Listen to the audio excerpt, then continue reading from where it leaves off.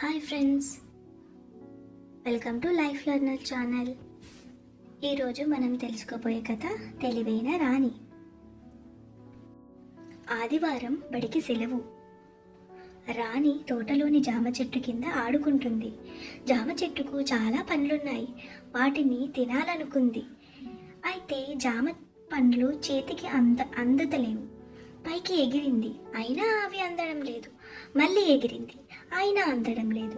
చెట్టు మీది చిలకమ్మ చూస్తుంది.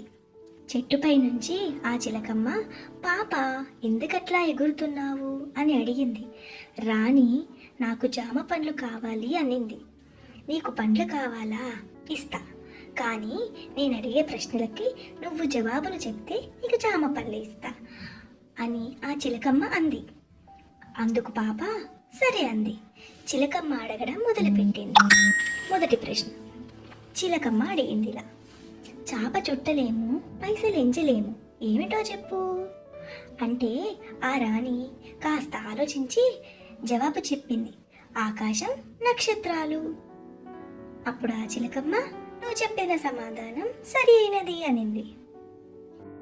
మరి ఒక ప్రశ్న: తోకలేని పిట్ట 90 కోసులు పోతుంది, ఇప్పుడు చెప్పు అంటే ఆ రాణి, ఇది చాలా సులువైన సమాధానం, దీని సమాధానం ఉత్తరం అని చెప్పింది.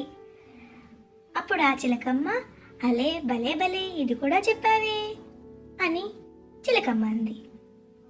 చిలకమ్మ చివరి ప్రశ్న ఇలా అడిగింది: ముక్కు మీదకెక్కు, ముందర చెవుల నొక్కు, జారిందంటే పుటుక్కు, ఏమిటో చెప్పు చూద్దాం అంటే ఆ రాణి నవ్వుతూ, ఇది కూడా నాకు తెలుసు, కళ్ళద్దాలు అని ఆ రాణి నవ్వుతూ చిలకమ్మకు సమాధానం చెప్పింది. చిలకమ్మ అప్పుడు, చిన్నదానివైనా తెలివిగా జవాబులు చెప్పావే, ఇక నుంచి నీకు నాకు సోపతి, ఇవిగో జామ పండ్లు అంటూ ఆ చిలకమ్మ జామ పండ్లను రాణికి ఇచ్చింది. రాణి చాలా సంతోషంగా ఆ పండ్లను తినింది. ఇంతటితో కథ సమాప్తం. Thank you. Please like, share and subscribe the Life Learner channel.